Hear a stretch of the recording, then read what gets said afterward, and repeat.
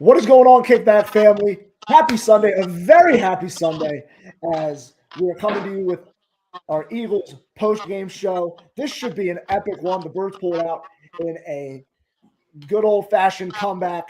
Well, I shouldn't say good old-fashioned. 33-26 comeback with two blocked field goals. Dom Amoroso here along with James Sadowski. James, you got the energy. Let's go. Talk to the people, brother. Those Birds, baby. I'm going to be honest. I didn't think they were going to do it. But you know what? You can never count this team out because, come on, it's the Birds. And look what happened. 33-26 off two blocked field goals. What the heck? No, one was a punt. The other was a field goal. Excuse me. All I got to say is this is a special teams kind of week. Am I right?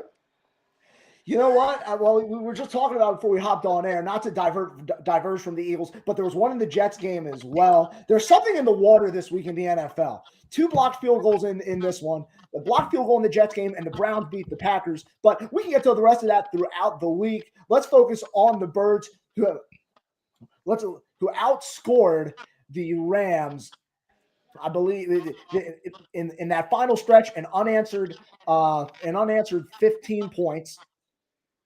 No, I'm sorry. Don't tell me I'm botching on this one. Hold on. My volume. I'm sorry. Yeah, I'm correct because he ran it back. An unanswered 19 points, and they there's just so much to unpack in this game. Everybody's emotions are running high right now. That's where my brain is where it's at. Even though I just sit there watching chart, like I'm not jumping up and down and stuff. But let's get right to it, okay? The Eagles get a turnover on the opening drive via a Zach Bond interception. Another great day from him, by the way. Early on, it was looking like he was going to be the guy I'd give player of the game to. He was his usual self, making plays all over the field, but sets the Eagles up in the short field. And they take advantage of it with a tush-push touchdown. And then the Rams respond and kind of take control of the game from that point. So, James, talk me through just on your end. I know we were texting a little bit back and forth throughout the game, but for our fans, talk me through a little bit about how you were feeling just in that first half as they went down 19-7. Sure. So one thing I really just kind of picked up on was the lack of creativity originally. Yeah. Right, they were kind of using a lot of plays inside. They were running Saquon Barkley up the gut, which I didn't like because I have a joke with one of the guys I live with, and I'm like, "Oh, here we go again." And Eagles run up the middle for virtually 0 yards. And as you can tell by my voice, I'm pretty much lost it. But throughout that entire game, I was just like, I'm sitting there like cursing up a storm to myself, thinking like, what are they doing? Why aren't they utilizing A.J. Brown? A little bit of Devontae Smith there. But just a lack of creativity like we've talked about these last few weeks. But the biggest turning point in the game was after the half. They made those adjustments, which I know in our group chat we talked about. And those adjustments came into play because defense was doing their thing. If we can look back throughout that game, they held the Rams to, realistically speaking, they could have had a lot more points than they put up on the board. Yes. If the Eagles defense didn't make those stops and hold them to field goals, this game could have been absolutely blown out of the water, and we wouldn't be sitting here celebrating a Week 3 win. We'd be celebrating a loss. I'm sorry, not celebrating. We'd be sad with a loss. But they made their adjustments. The defense did their thing and held the Rams and ended up getting some stops. And the offense, well, they started to unleash Jalen Hurts, and guess what happened? He ended up throwing, 3 touchdowns? 3 touchdowns. 3 touchdowns I'm glad you brought that up. To Devontae Smith. And then the other one was to A.J. Brown. I'm glad you brought that up. Hurts finished 21 of 32 with 226 yards and 3 touchdowns. It appears that, and I'm not going to say it appears, but to me, the offense has figured it out. Okay, They figured it out. It kind of makes a lot more sense now what they've been trying to do, which in my opinion is, hey, we are, instead of streamlining everything pre to post snap via motion, we're going to try to get those one-on-one matchups. Now, sure, I have some questions about that, but you know what? They started to pick it up, okay? They started to find the spot for A.J. Brown. They started to find more comfortable spots to line up Devontae Smith in the slot, get him in favorable matchups, get him to win leverage, and get him touches, okay? This passing game figured out a lot in the second half. And mind you, in the first half, in my opinion, it wasn't anything that number one was necessarily doing wrong. Okay, I don't think he had enough opportunities to make plays. Now, yeah, Lane Johnson goes down. We'll monitor his injury in the coming week or so. Fred Johnson did a great job of stepping in. I totally agree with what Pat said in the group that, hey, if Lane's going to be out for a considerable period of time, that has to be his replacement. But there were a lot of missed assignments on that offensive line in the first half. The ground game also looks a little cold. Teams are selling out to stop Saquon Barkley. I give the Rams credit for dialing up those blitzes with the defensive backs. That's a Chris Shula staple. And they did a good job of getting them. And this is where I give Patullo credit. They did a good job of putting the offense in spots where Shula couldn't call that. But back to Hurts, in the first half, he didn't have a ton of opportunities to be a playmaker. So in the second half, they started to figure it out. Okay, they got favorable looks for AJ Brown, who, yeah, I get it. You shouldn't necessarily have to get favorable looks for him, but you see what happens when you do, right?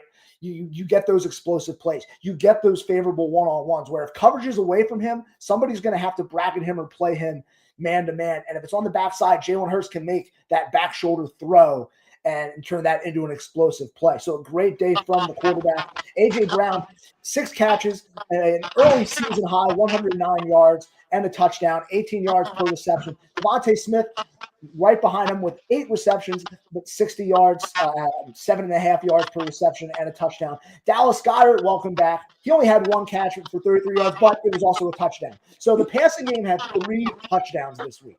Okay, 3 touchdowns this week. I know it wasn't pretty in the first half. But Philadelphia, can we please put the Kevin Patullo criticism to bed? He figured it out. And listen, it was a collaborative effort. Hurts got on him. We saw the TV cameras. He was talking to him, and I believe it was Jamal Singleton saying, hey, you just got to let us go. We get in the rhythm. You got to let us go. But that's part of the process. This offense, in terms of the passing game, has finally figured it out. If not at the very least, started to figure it out. They figured out what works against a very good defense. This should not only be a sigh of relief for fans, but this should be a confidence builder. Oh, did we lose James? I think we lost James. I think we lost James. Well, we'll see if we can get him back in a second. But yeah, in my opinion, this should be a confidence builder if you're an Eagles fan. Because listen, I get it. A lot of short concepts, a lot of dink and dunk. There he is. Sorry about that. Oh, you thought you went to Mars for a second. Yeah, right. Yeah, I'm going in and out like my voice. But James, while you were out for a second, I was just saying, not only should this be a sigh of relief, this should be a confidence builder, though, if you're an Eagles fan, because not only did the passing game survive, like everybody's talked about for the last 2 weeks, this team survived. The second half today, they thrived offensively. We know that teams are going to key in on Saquon Barkley this year. And in order to avoid third down, you're going to have to do some things differently. They started to do that in the second half. They got those one-on-ones for AJ, okay? They showed some different looks. A lot less 12 personnel today, which I really liked because you got out of those static formations. You gave your playmakers space. There's a lot of good things to take away from this one in terms of the passing game. What do you think? So, as you were talking, all I could think of was the fact that everybody's been talking about, oh, man, we're just surviving, not thriving. We're not getting AJ involved, Devontae here and there. But it was great to see our top 2 wide receivers, our 1 and our 2, arguably 2 number 1s, get involved in the pass game, I call it the money move, so to speak, right? Yeah. And on top of that, yes, welcome back Dallas Goedert. Like you said, 1 catch, but that 1 catch equaled 1 touchdown. And in this league, touchdowns mean everything. So with that being said, it was also really nice to see Jalen Hurts become unleashed. Because like you said, as they were panning the cameras, they saw Jalen talking to Kevin Patullo, right? That's how you say it? Thank you. And it's like, come on, man, like just unleash the beast, As I always say, unleash the Kraken. Like, you know what I mean? Like we've seen Jalen Hurts time and time again be able to thread the needle. And let's face it, he's not just a running quarterback. And that proved that today. So I want to say to all the haters out there, watch the tape. See what he's been able to do. Make smart decisions, doesn't overcomplicate the offense, and does exactly what he needs to do to win ball games. And I'll tell you what, Dom, he led the charge. He is a winner. Absolutely. I mean, there's a reason why this man was Super Bowl MVP. You know, I mean, come on now. Like you people are saying that he's just a running quarterback. Dude, just look at the tape. Time and time again, he proves everybody wrong. Yes. And look, yes, did they get off to a slow start? Absolutely. But as we saw last season, it looks like it's trickling to this season. They're definitely more of a second half team. But obviously, we all want to see them, be a full, do this throughout the extent of the game. But look, a win's a win, right? A win's a win. Yeah, I couldn't have said it any better myself. It would be great to see. Listen, at some point, and I don't want to kill your emotional high. I love it right now. But so this is something for later in the week. But at some point, yes, this team is going to have. It's going to be crunch time at a certain point in the regular season, and this team's going to have to put together a full 4 quarters. However, they've shown strong responses in the second half of each of the first 3 games that they've played so far. It's clear that they're a second half team. It's clear that they're going to have to find some synergy earlier in the game from somewhere, whether it's the passing game, whether it's the running game, whether it's the defense, forcing more turnovers or getting more 3 and outs, which let's face it, they didn't have a good first half either. Yeah, they held the Rams to field goals. And they weren't also helped in terms of the field position battle, but they also have to figure some things out on their end. So yes, at some point, this team's going to have to play a full 4 quarters of football. But here's what I look at. Okay, the Rams are a very good team. I think they shot themselves in the foot in 1 or 2 key spots this afternoon, but that is still a very good football team that you have to go out and beat. And they did it.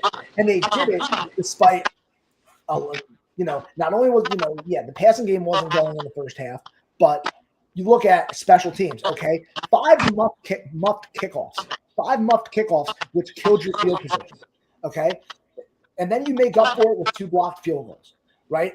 The defensive line was not getting great penetration for about 2.5 quarters as well. The secondary still has its holes. They gave up a lot to Puka Nacua. He finished with 11 catches for 113 yards, 10 yards per reception, no touchdowns, but Puka was still Puka. Devontae Adams was a big play threat early. So yeah, there's still holes in the secondary that they're going to have to work out. But the bottom line is this football team figured things out in the second half. And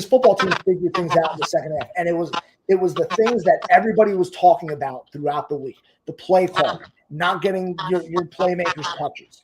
Okay. And as great as that offensive line is, you were down one of your all-pro, if not a Hall of Fame tackle in Lane Johnson. And the protection was much better in the second half. Collectively. And I want to throw Saquon Barkley in there on that as well, because first half he missed 1 or 2 key chips that led to a sack and a hurry. And then in the second half, I think it was that second to last red zone drive, he made a big block that gave Hurts the time to make that throw that resulted in a first down. So they figured it out. And to do it against a really good Los Angeles Rams team is huge. Oh, 100%, Dom. And I think, throughout that game, I really like the use of, on offense, those routes, not only on the outside, but they made use of the middle of the field, which I feel like we hadn't seen the last 2 weeks. Like that play over the middle to Dallas Goedert, and then they started hitting Smitty over the middle. They started hitting A.J. Brown over the middle. And I just like the use, it was just different plays. And it wasn't just constant routes. I mean, we're talking quick slants like we're used to seeing, right? We're talking about post up the middle, like inside post instead of the outside, right? And we've got 2 guys lined up on the same side of the field. One goes to the out, one goes into the middle, so that you're spreading the field. You're taking guys, the safety one way or the cornerback one way, and leaving a guy wide open in the middle, or at least with a one-on-one battle, which is great because that's exactly what you need. And especially with the physicality that the Birds have on that side of the ball, it allows them to win a lot of these one-on-one matches. And especially that curl route or comeback route, excuse me, curl comeback, same thing. To AJ Brown, where he absolutely manhandled the corner once he caught the ball. I was like, first of all, this guy is a physical specimen, but that's besides the point. It's the fact that it was such a good route that was contested, and then obviously those yards after catch were crucial. So I just like the fact that they made those adjustments at halftime, and I mean, dude, it was just all systems go from there. It was just like we saw the creativity in the play calling, we saw the use of different plays at different times, and it just seemed like everything was going their way, regardless of the momentum. Just the play calling after the half was it was like we were watching two different teams, and that's what I loved about it. The adjustments were amazing, and I mean, I'd love to see it continue because I don't want to be sitting there in the first half wondering why am I watching this team, and then in the second going, yay, we won! Like I'd rather have a full 4 quarters of excitement, but hey, you know what? Sometimes the dice rolls the way the dice rolls. Totally. And the one thing with AJ Brown, to sum up what you said with him, and I said this on the post game show last week. He is he's a wide receiver in a tight end's body. So naturally on the perimeter, he creates all those mismatches. And when I went back through the tape of the first 2 weeks, there were some instances where I'm like, okay, I don't like that he's running all those in breaking routes, right? Especially against smaller guys, and then you're eventually running him.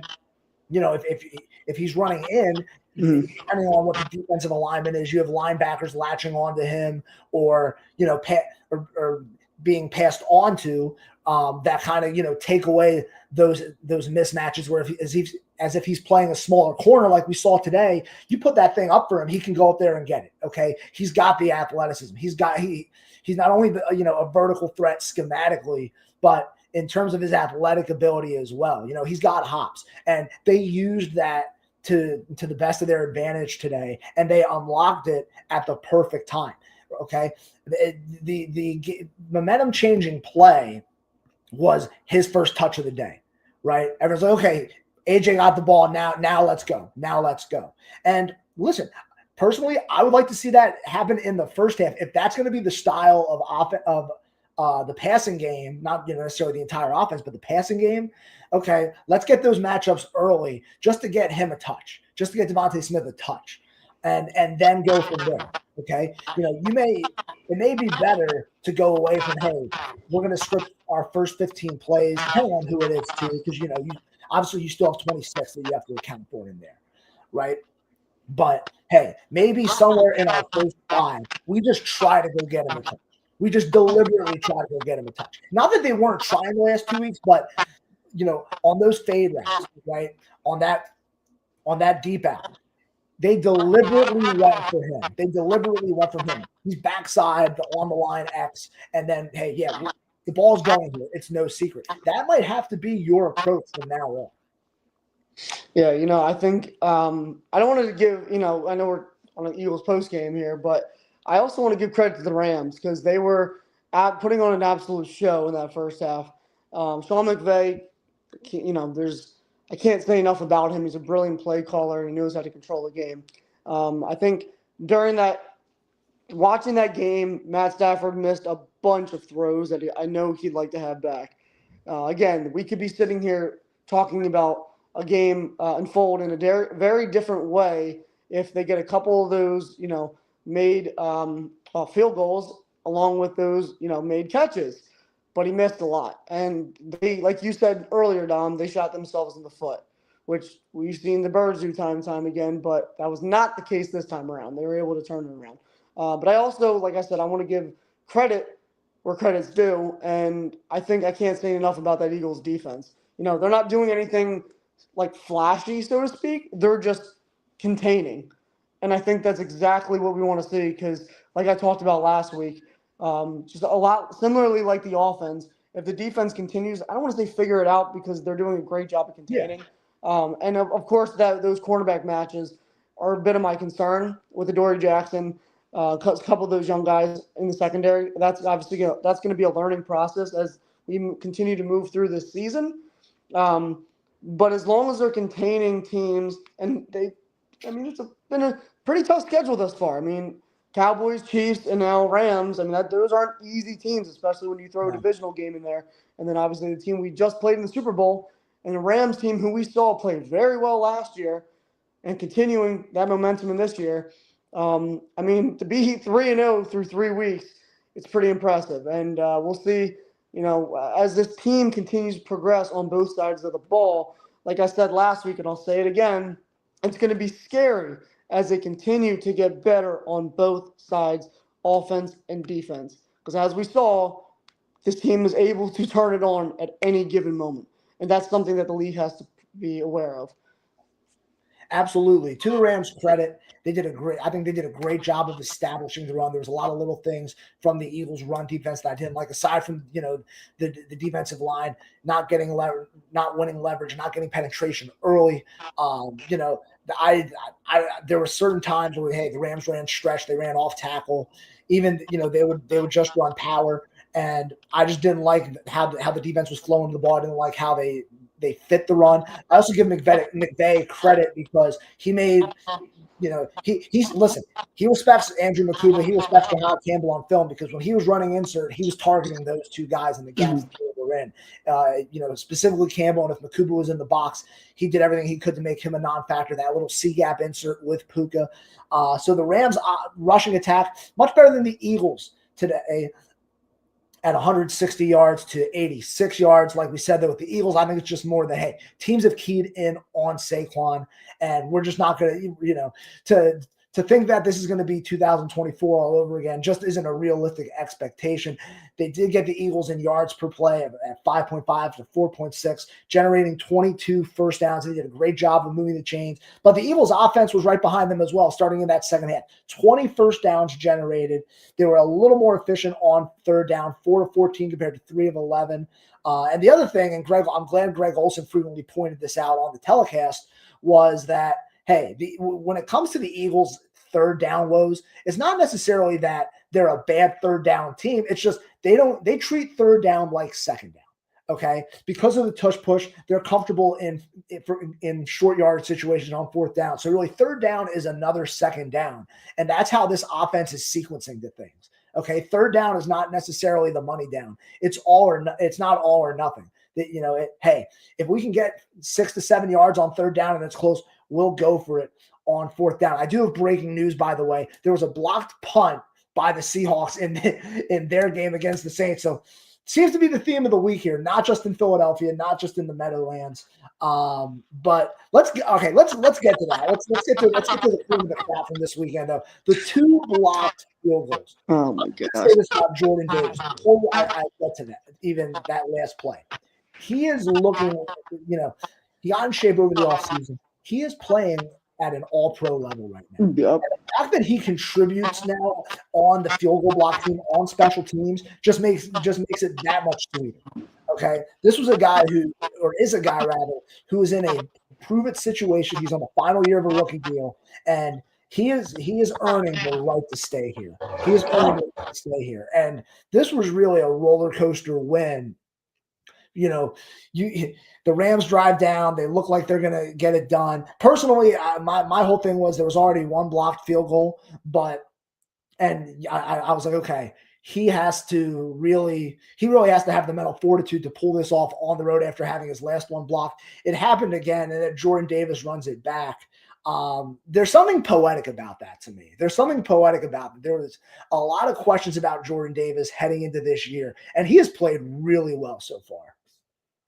Dom, those 2 blocked field goals, I cannot say enough about. The first one, as you and I talked about in our group chat, or as Pat said, shout out to Pat, 1 is lucky, but 2, that's like an act of God, right? And it seems like God is working in the NFL this week because there have been, 4 now? Yes. 2 with the Eagles and then 2 others in other games with the Jets and the Seahawks. That's insanity. Right, but I can't say enough about Jordan Davis in the way. I mean, even on one of those plays where Matthew Stafford ended up running outside of the pocket, and Jordan Davis, out of all people, ran him down. And I'm going to be honest, Matthew Stafford, he's not a running quarterback. We know this, but he weighs less than Jordan Davis does and would appear to have more mobility. But in this case, Jordan Davis hunted him down and tackled him, which ended up putting the Eagles in position to get the ball back. That's impressive stuff he is playing, like as you just said, at an all-pro level. And it's great because we didn't really see too much of Jalen Carter, although he did apply pressure, right? He But did. he wasn't putting up the stats, which is, Yeah. fine. But the pressure was there. We didn't see too much of it, like you said, in the first half. Nobody was really firing on any type of cylinder. But in that second half, Vic Fangio put on an absolute clinic. He did. He did. And he ran a great defensive scheme and great play calling as we've seen time and time again. And I mean, Dom, the tide just turned in our favor. And they made their adjustments. I mean, that's really what it comes down to. And I think the most impressive thing is the offense was awoken. And that's what we all wanted to see, because through 2 weeks, Jalen Hurts. Oh, I think we lost him again. I'm going to try to read James's mind here. There it is. Oh, sorry, people keep calling me. Oh, no, you're good, brother, man. You're good. Anyway, to add to that point, through 2 weeks, Jalen Hurts had not thrown any touchdown pass, and this week he throws for three. That's awesome. And like I said, and I kind of want to finish off with this point, as this season continues to progress, I would love to see Jalen Hurts have more performances like this without having to solely use his legs. Yeah. Obviously, if that comes down to it, it is what it is. But, as a pure passer, I mean, he's got it going on. And that's why I said early in our stream, when all the haters say that Jalen Hurts can't play quarterback, I just say, look at the tape. What do you mean he can't play quarterback? Absolutely. This is a new age of quarterbacking. You need to be able to control the game with your legs along with your arm. And it's great because I feel like he's kind of like a field general, right? Yes. Like he just has full control of the game at all times. And, what I really love about Hurts, and I don't want to toot his horn too much, but I just like the fact that he stays cool under pressure, right? Absolutely. Like, even when he was frustrated, he took his helmet off and was like, all right, what do we got to do to figure this thing out? It's never like overly emotional, throwing his helmet on the field, yelling at his guys. It's like, yo, he's going over to his guys. His point literally, like, imagine this is one of the guys, right? Hey, what do we got to do? You know what I mean? Like, I'm glad you brought that shows that he's a leader. I'm glad you brought that up because they're two of their final 3 drives resulted in scores, but on those 2 scoring drives, they combined for a total of 30 plays, 13 plays.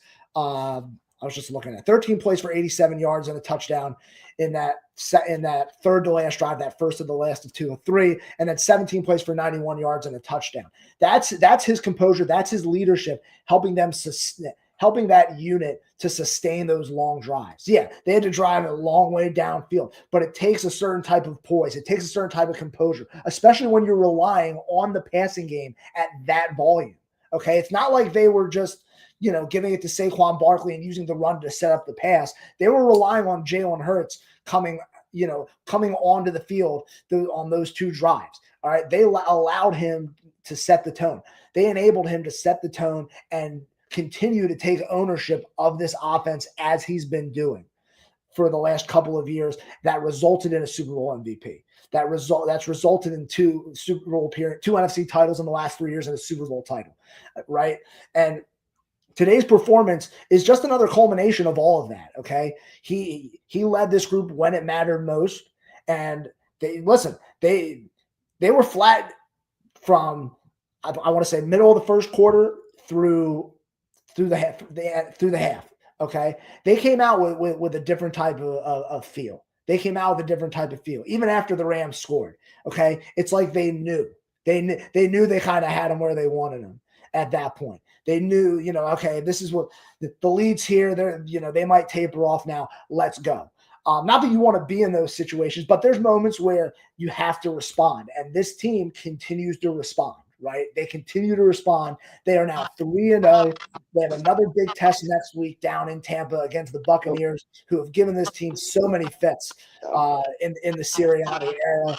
So maybe they can get that one off their back. But who knows? We'll enjoy this one. The Eagles win it 33-26 against the Rams. They are now 3-0. Thank you, as always, for tuning in. I'm Dom. That's James. Go Birds. They're 3-0. We'll talk to you throughout the week. Stay tuned because we have our NBA preview coming up this Wednesday. Our good pal, Coach Jordan Ingram, is going to be joining us. And then we will also have the Eagles post-game for you next week. There will be no radio show on Friday. I might do a little pod depending on whoever wants to join me for that, just so we have something. But Birds win, Birds win, Birds win. Go Birds! 33-26. James said it best. Go Birds. Kickback family. Have a great rest of your day. Enjoy this one. Have a great week. We'll talk to you. Stay tuned.